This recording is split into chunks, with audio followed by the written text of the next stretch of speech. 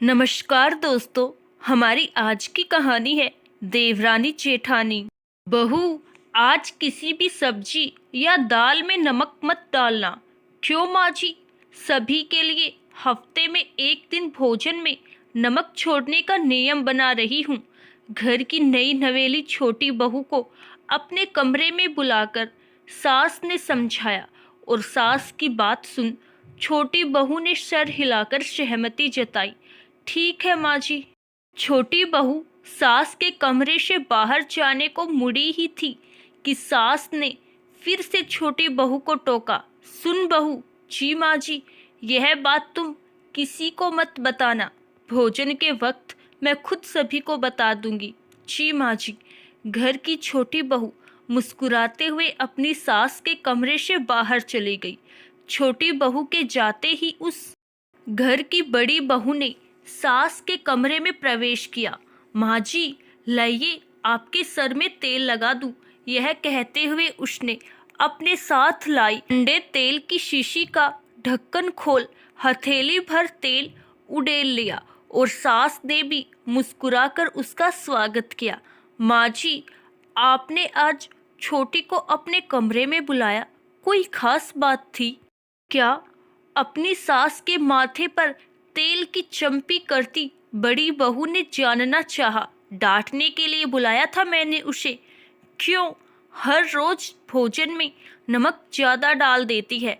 आपने अच्छा किया माँ जी, उसे रसोई नहीं आती।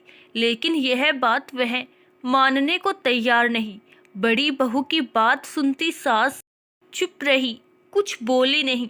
लेकिन बड़ी बहू ने अपनी मन की बात सास के सामने रखी। माँ जी, आप कहे तो मैं फिर से रसोई संभाल लूं और उसे साफ सफाई जैसे बाहर के काम जो आजकल मैं करती हूँ आप उसे दे दीजिए। नहीं, अभी नहीं, आज भर देख लेती हूँ।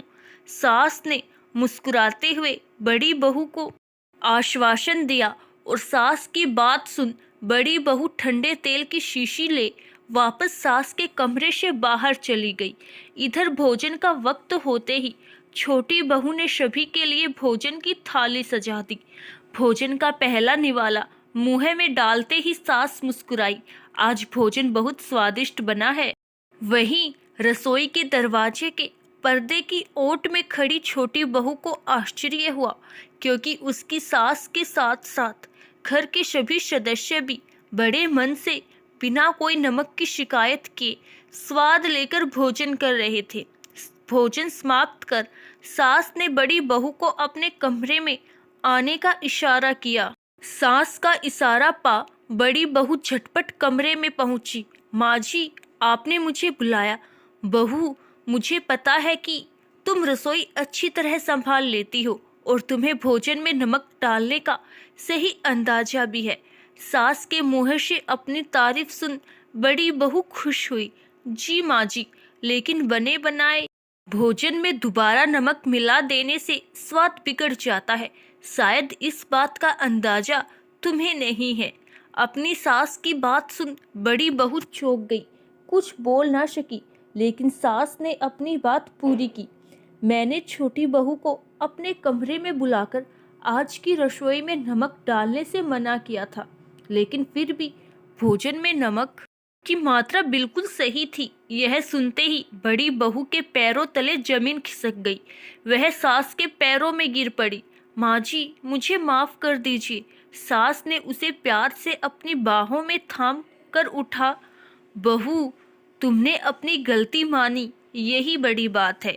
लेकिन फिर भी मैं आज से घर के कामों के बंटवारे में एक संशोधन कर रही हूँ। बड़ी बहू सर झुकाए खड़ी रही, लेकिन सास ने अपना फैसला सुनाया।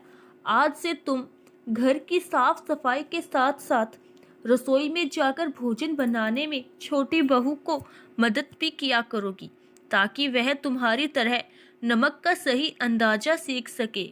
सास की बातों में स्वीकृति भाव से सर हिला। आत्मग्लानि से भरी अपनी सास के कमरे से बाहर निकलती बड़ी बहू ने रसोई में जाकर अपनी देवरानी को गले लगाया। मुझे माफ कर दो छोटी।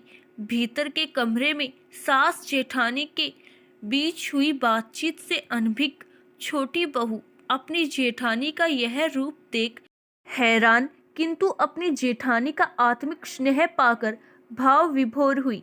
आशा करती हूँ दोस्तों आपको हमारी आज की कहानी जरूर पसंद आई होगी। धन्यवाद।